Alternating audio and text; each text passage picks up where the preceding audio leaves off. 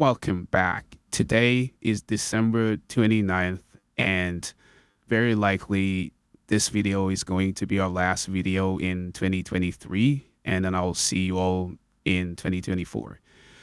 Anyway, so for today's video, I thought that I'll solve the problem of the day from the Leetcode website. Let's see what the problem is. So this is the question for today. It's rated as easy.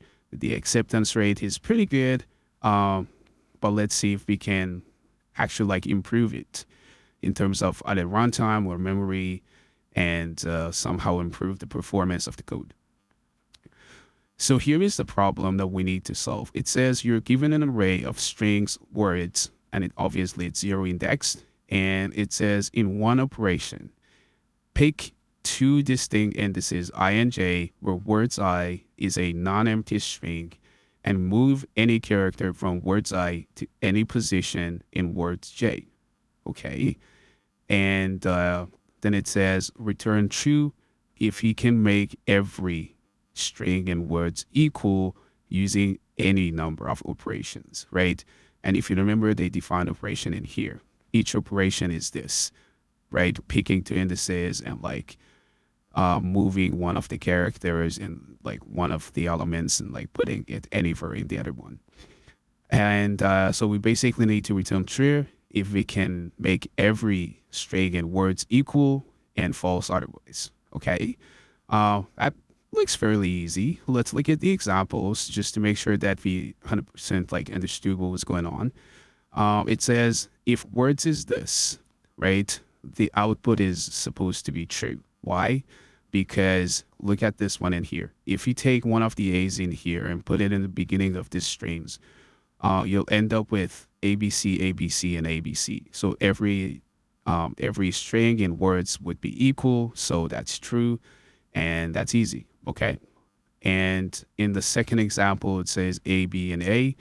Doesn't matter what you do, you cannot make them all equal, right? So it's basically impossible to make all the strings equal. Use AD operation. Sounds good. Let's get started with Python and see if we can solve that. There's some constraints. It says word length is less than 100, and the length of each element in word, or each string in words, is also less than 100. But okay, we don't really care about that. Let's get started. I'm just gonna go define, what did they call the function? Make equal. Okay. Define make equal, and it get words as the input. So I want to go my string equals an empty string that join words. So basically all this does is that it gets all the elements, all the strings in words, and attach it together and just returns like a big string. So this would basically be something like this. So I can just go my str is an empty string, right? And then go for I don't know, s in words, my str plus equal s. That's basically this line in here. They are the same, right? But this looks much better, right? So it's small, just one line versus three lines, and we're just gonna use this, right? But if it's not clear, I will run the program in debug mode after I'm done, so that we'll see what's exactly going on. And so after I've done that, I'm just gonna go L equals length. Line of words. And what else? I want to go counter equals counter my string. Basically all it does is that, oops, I have to import it first. I forgot to import that. Just gonna go from collections, import counter, right? So basically all this does is that, let's say for example, I don't know, my string equals AABCCC, then this returns a dictionary, like, and it says, for example, A, it's been repeated like twice. Well, that's a string, so something like this, right?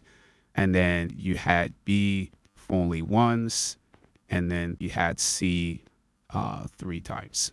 It's gonna return something like this. But why am I gonna use this? Because I want to go for value in CNTR the values. If you remember, I said that it returns a library, so we can actually just call the values and like get all the values. And I'm just gonna go if val mod L is not 0, right? Just yeah, if val mod L is not 0, then return false, right? Why am I doing this? Because when you look at the values, right, if they are not like, we have to make them all equal lengths. So if this condition is not true, it means that we cannot simply do that. And if it fails at any of them, we just go return false, which is the end of the function. But if it didn't fail, then we can just go return true at the end. Sounds good. And let's try one of the examples that they had. So let's bring this guy. Let's bring the other one as well.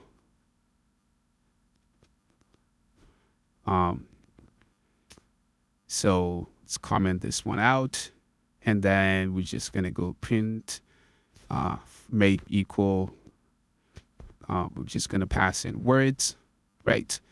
And so if I run that for the first one, it says true. That's what we expected.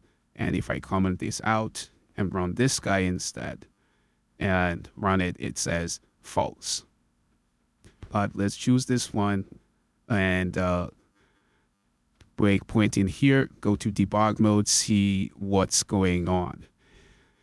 So if I go in debug mode and run the program and just like give it a few seconds until it loads. Okay, it does load. Let's go in here. So words is this ABC, A, B, C, and B, C, right? So when I calculate my string, as I said, it attaches everything together. So you're just gonna be ended up with like this lambda string, which everything is just like concatenated somehow, right? And then, well, L is obviously length of words. We have only 3 elements in words, so L would be 3. And counter is counter of my string. Just gonna jump over that, so because like it's gonna go open the counter method and like all that. I don't want to deal with all that, but this is what you're gonna end up with.